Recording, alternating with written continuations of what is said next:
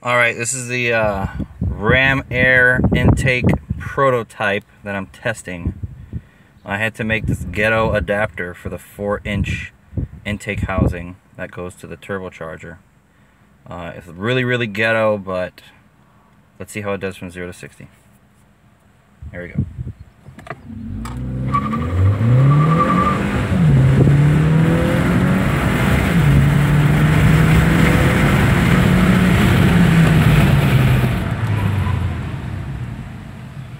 Well, that felt a little different. Let's see how it does. Alright, test number 2. A little heat soaked, but let's try it again.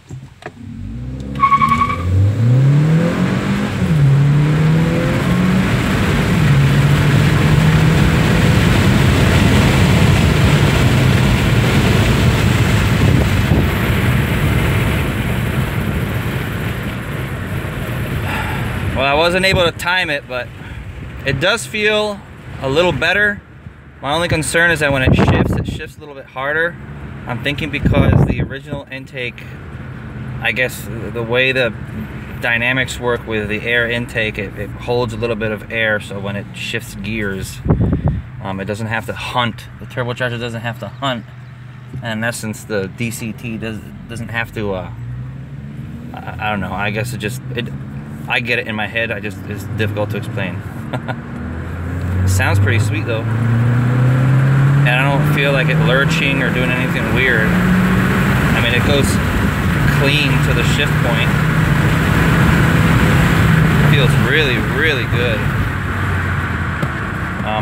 Maybe the transmission needs to adapt to the new, you know, the air pressure in the manifold, I guess. Because it, you know, when you put a little ram air intake, the air pressure inside the intake housing changes a bit. I don't know. Maybe I'm just talking gibberish, but it feels a lot better. A lot better. I'll try it again. I know you can't see the 0 to 60, but let's see. This is sort of cheating us down there.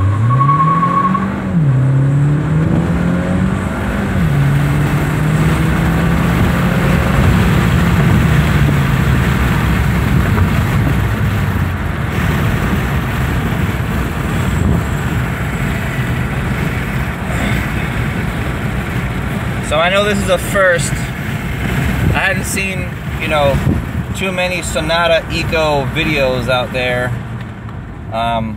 But I said, screw it. Why not just do something a little bit different?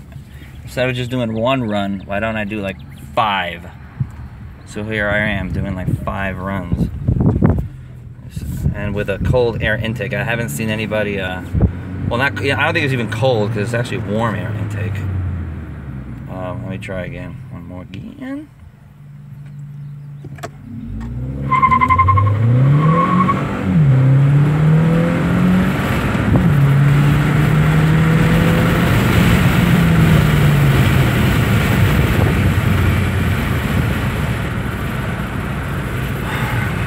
Alright, that's on sport. I'm going to change it to normal. I'm probably going to put it back the way it was. Just because I don't like the way the transmission is shifting. I guarantee that if I leave it like this, the transmission will adapt, because when I first bought the car, the transmission was sort of acting the same way. Well, look at this. It's actually driving a little bit better now. It could be that. It could just be the transmission needs to adapt. I know I read that on the in the instructions manual, or the owner's manual for the car. Try it on normal from like, let's do 20.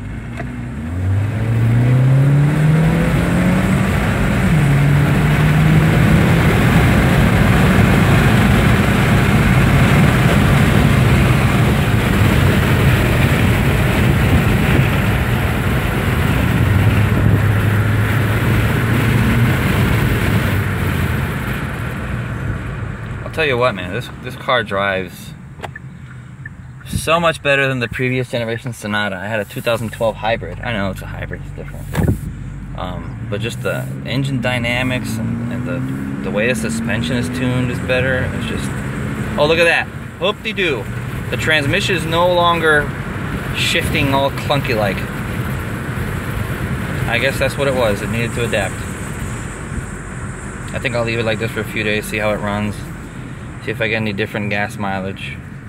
I got 34.1 from San Antonio to Killeen, Texas, which is about a 2.5 hour drive, and that, you know, it's mostly uphill.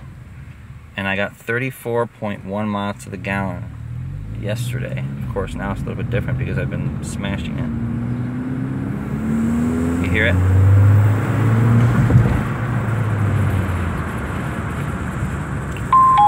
I'm gonna park and I'm gonna take a quick shot of the ghetto intake that I did.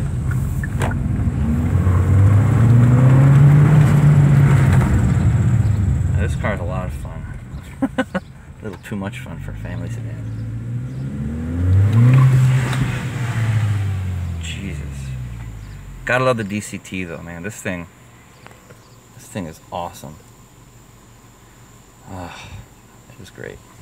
So let me take a quick video of the ghetto ass intake I made. Also, there's a few observations I wanna show everybody on the stock intake. It is horrible. Okay, a few things, and I'm gonna show you what they are.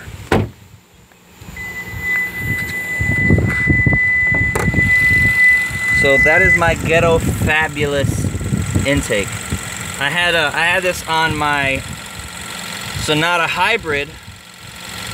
All I did is I bought a 3-inch piece of metal piping and I connected it to the intake, this cone filter. And you know that there's not a lot of heat soak on the filter. It's not hot actually. That's really, really weird. I was expecting it to be burning hot and the pipe to be burning hot, and you know what? It's not. So I guess enough air flows through here to make it decent enough that you don't have to worry about heat soak, which is good. Because the stock intake, look at that. You would think that there would be some type of special, you know, ram intake. There ain't shit. It's getting hot air from the top of the damn radiator, right? I know when you're driving it flows through, but it's not a ram air intake. It is not. Same thing on this side. It's not a ram air intake. I mean, you could see the front portion of the radiator and the radiator housing and whatnot, but there is no flow of air going through this. Don't let that confuse you.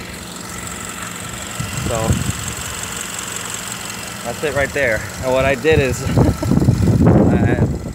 I'll probably just type it up on the description how I actually made this thing to work. This pipe is 3 inches.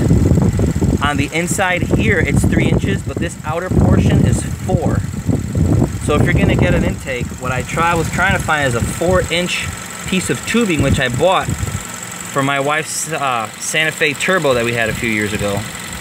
4-inch piece of tubing with a 4-inch air filter. Well, I couldn't find one. So what I did is I used this old one that I had, and I put a piece of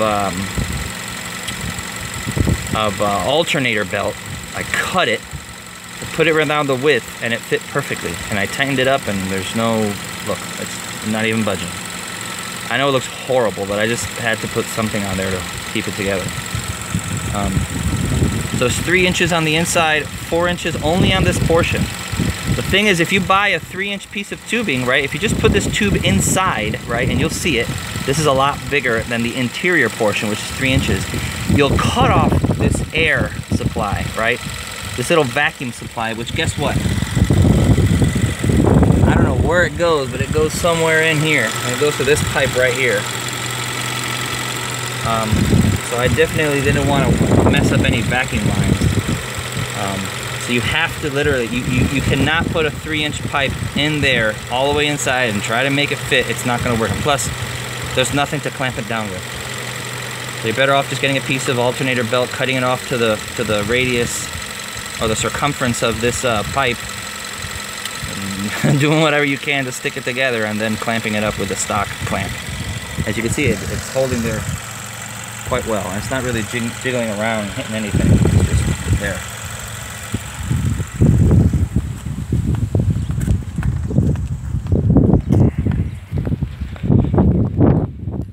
So with the stock intake, okay, this is the stock intake. It's really weird. It's sandwiched together. I think it's what is it? Electro vibration heating process, which sandwiches these things together. Sort of like the Sonata hybrid air filter, which has that charcoal filter on top of it. So there's this weird plastic thing, right, on the inside of the airbox that goes there. I was trying to get this damn thing out, but it's almost impossible because guess what? This thing was sandwiched together. So if you can get a can filter to drop in and get this weird piece of, it looks like a resonator of some sort. Right? See? It's got like these dimples that go in there. And this thing actually goes right into the air intake to the stock airbox. See? So this is where it clamps through. Right? It just slides right up like so.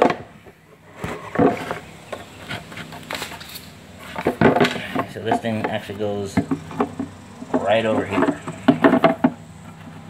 in some fashion. Slides up in there, right? Goes in there. Blocking off a whole bunch of, what do you call it? Air circuits. 4 inches on the outside, but it's actually 3 inches on the inside of the tube, so don't get mistaken. But this is the real kicker. So this is the part, right, that goes, I'm going to show you. This piece right here, which looks like, you know, ram air intake. Oh, it's so efficient. Bullshit, it's not. This thing goes here, right? Normally it would go there, and it'd go into the box. You're like, oh man, it's getting all this cold air. Bullshit, because this one is open. That little opening, that's the only one that's open. Because guess what? This one is blocked off. So after you hit a certain amount of boost, right, or you get enough vacuum going through, this thing opens up, right? And then you get more air. But it's not just a little flap, it's got a spring. So, you know, it's actually hindering the amount of air can go in. So if you're not at full boost, this thing isn't going to go all the way back, right? Oh, not only that, but this thing is compartmentalized. So, look at that. All the way through, this thing is 2 sections, 2 parts. So this part goes that side. This part goes this side. Now I can imagine the engineers at Hyundai had a reason for doing that, right? But to me it seems sort of asinine if you have a turbocharged vehicle. Maybe to make it a little more quieter, maybe to give it a little more torque, like around 1500 RPMs, which when the turbocharger starts up. I do not know. All I know is that it's a little weird and not very efficient, in my opinion. Because you have this opening, right? That's that big. And then it gets sandwiched down, right? And I get it. It gets wider and whatnot, but it's not a ram air intake. It definitely is not. Okay, and just touching the air filter after driving like a maniac, there isn't a lot of heat soak that you're going to get if you're at a constant velocity. You know, going a certain speed. Of course, you're at a stoplight, it's going to get hot and whatnot, but... So, those are my observations. Feel free to comment. You know, if you have something similar, go ahead and do so. I know the air intake looks like shit. But I just wanted to check in and see if it was going to feel any different. And the reason why I did it is because my wife's Santa Fe Turbo, when I put the air filter on, it sort of like would lurch forward. I don't know if it was trying to figure out the air to fuel ratio or trying to figure out the boost. But this thing, it pulled nice and smooth. The only thing is when the first 2 or 3 minutes of driving, I felt the transmission was shifting a little rough. And I guess that was just because it was trying to, you know, I had to readjust to the manifold absolute pressure. Or I had to adjust to the amount of air coming in. I don't know, but it had to do some adjusting. And it actually feels really, really nice. It feels really good.